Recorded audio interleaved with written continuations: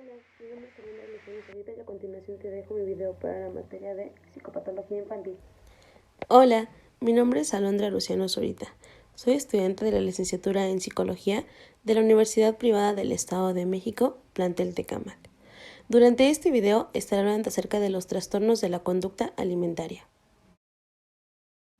Bien, y para iniciar, vamos a comenzar a definir qué es un trastorno de la conducta alimentaria.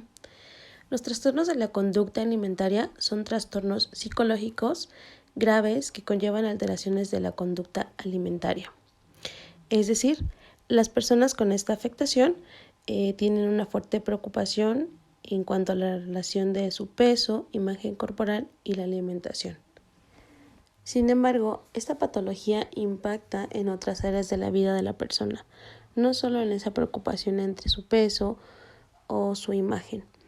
Las personas con ese trastorno presentan desequilibrios emocionales. Es muy común que las personas con este trastorno presenten un desequilibrio emocional, ya que normalmente tienden a tener episodios en los que la persona tiende a evaluar su físico y debido a que no se siente satisfecho, esto le genera frustración y posteriormente tristeza. Estas personas tienden a cambiar entre estas dos emociones ya que no se sienten satisfechas con su físico.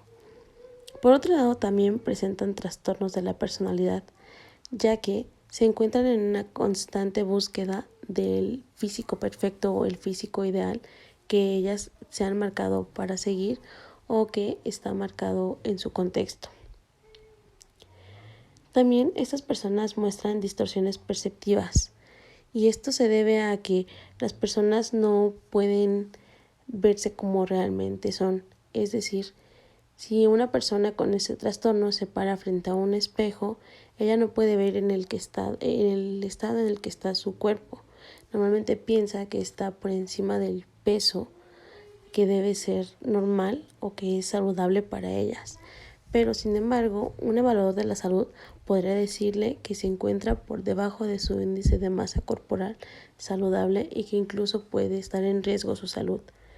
Esas personas también tienen pensamientos obsesivos, por lo que en todo momento están pensando acerca de qué van a comer que no afecte a su peso o incluso que no deben untarse cremas en su piel debido a que éstas tienden a subirlas de peso y eso para ellas es una afectación pues muy severa. Normalmente estas personas se encuentran en una constante relación entre ellas, su báscula y esos pensamientos que ellas tienen acerca de cómo es que debería ser su cuerpo. Y bien, una vez definido qué es un trastorno de la conducta alimentaria, vamos a pasar a ver cuáles son esos trastornos de la conducta alimentaria. El DSM-4, el cual es una herramienta para hacer una evaluación y posteriormente dar un diagnóstico psicológico, nos clasifica 3 tipos de trastornos de conducta alimentaria, de los cuales el primero es anorexia nerviosa. La anorexia nerviosa es un trastorno alimentario que provoca que la persona se obsesione con su peso y lo que ingiere. Esta patología se caracteriza por una imagen corporal distorsionada y el miedo injustificado a subir de peso. De acuerdo con el DSM-4, existen 3 criterios diagnósticos para que una persona pueda ser diagnosticada con esta patología. El primero de ellos nos dice que la persona debe presentar un rechazo a mantener el peso corporal igual o por encima del valor mínimo normal considerando la edad y la talla. Es decir, la persona tiende a obsesionarse con pesar lo mínimo que su cuerpo está apto para pesar. Lo preocupante de esta patología es que puede presentarse desde edades muy tempranas, como lo es de 5 a 10 años y posteriormente esta puede seguir avanzando. El segundo criterio nos dice que la persona tiene que presentar miedo intenso a ganar peso o a convertirse en obeso, incluso estando por debajo del peso normal. Es decir, la persona aún cuando se encuentra muy delgada tiende a tener un miedo intenso por ganar peso, así sea el mínimo, ya que piensan que esto ya los hará lucir un poco gordos, o esa es la palabra que ellos utilizan para definirse. El tercer criterio es la alteración de la percepción del peso o la silueta corporales. Estas personas tienden a exagerar en cuanto a la importancia en la autoevaluación. Es decir, si tú a estas personas les preguntas cómo es que ellas se ven, ellas te van a decir que se ven gordos, que su cuerpo está muy mal, aun cuando estas personas ya luzcan sumamente delgadas. De igual manera, el DSM-4 clasifica dos tipologías de anorexia nerviosa, de las cuales el primero se llama de tipo restrictivo. Esto se caracteriza porque las personas dejan de consumir cualquier tipo de alimento. Incluso piensan que el agua puede aumentar el peso corporal, por lo que tratan de evitar consumirla y se mantienen masticando hielos para prolongar esos estados de ansiedad. El segundo es de tipo atracarse-purgarse. Estas personas tienden a dejar de consumir también cualquier tipo de alimentos, pero existe un momento en donde la ansiedad les genera demasiada hambre, por lo que tienden a comer un poco de alimento. Sin embargo, esto les genera un sentimiento de culpa y recurren a purgas o a laxantes. Es muy raro que esta patología comience en edades antes de la pubertad.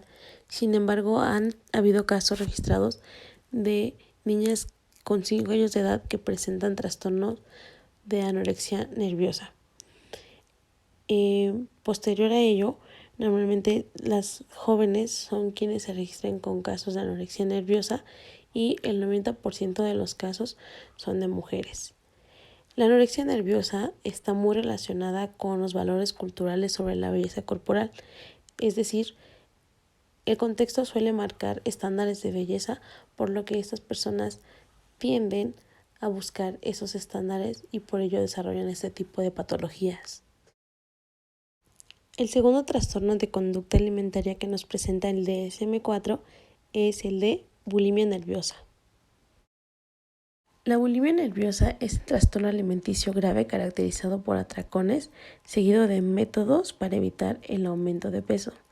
De igual manera, el DSM-4 nos presenta criterios diagnósticos. El primero de ellos nos dice que la persona debe de tener una presencia de atracones recurrentes, los cuales están caracterizados por, número 1, ingesta de alimento en un corto espacio de tiempo y consumen una cantidad de alimento superior a lo que comería una persona normalmente. Y número 2, las personas tienden a tener una sensación de pérdida de control sobre la conducta de comer. Es por ello que sienten que no pueden parar de comer o no pueden controlar el tipo de comida, ni mucho menos la cantidad que están ingiriendo. El segundo criterio nos dice que estas personas tienen conductas compensatorias inapropiadas.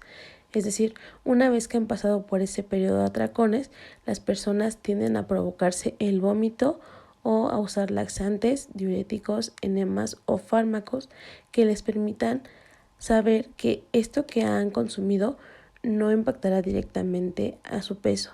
También tienden a hacer ayunos prolongados y una excesiva carga de ejercicio. El tercer criterio nos dice que los atracones y las conductas compensatorias tienen que presentarse al menos 2 veces a la semana durante un periodo de 3 meses. El cuarto criterio nos dice que la autoevaluación está exageradamente influida por el peso y la silueta corporal, es decir, estas personas también tienden a autoevaluarse constantemente y de ello depende que se sientan bien o que se sientan mal en relación a su cuerpo, pero siempre están exagerando un poco en cuanto a cómo se perciben a sí mismas. Finalmente nos dice que la perturbación no ocurre exclusivamente durante los episodios de anorexia nerviosa, porque estas personas también tienden a tener episodios en los que no consumen ningún tipo de alimento. De igual manera, el DSM-4 especifica 2 tipologías básicas, en la que la primera es de tipo purgante. En este tipo de bulimia, la persona se provoca regularmente el vómito o utiliza laxantes, diuréticos o enemas en exceso. Y la segunda es la de tipo no purgante, en la que la persona emplea otras conductas compensatorias inapropiadas como lo es el ayuno o el ejercicio en exceso.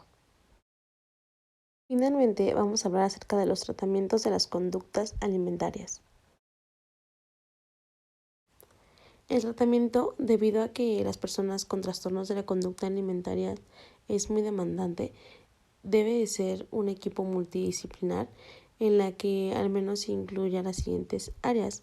Primero, un médico endocrinólogo, el cual se encarga acerca de ver que todas sus glándulas se encuentren en un correcto funcionamiento para iniciar una correcta nutrición.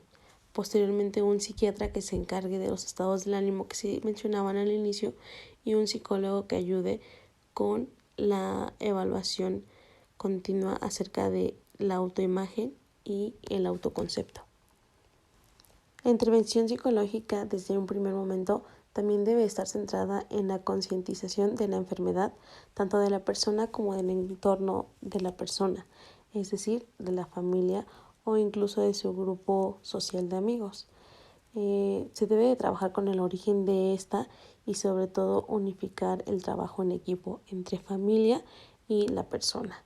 Es por ello que la terapia también se centra en cuanto a la familia y a la persona y posteriormente se lleva a una mejor educación nutricional en lo cual se da una reestructuración cognitiva y se da a conocer cómo sería una correcta nutrición. Sin más por el momento, espero este video te sea de mucha utilidad y gracias por tu tiempo.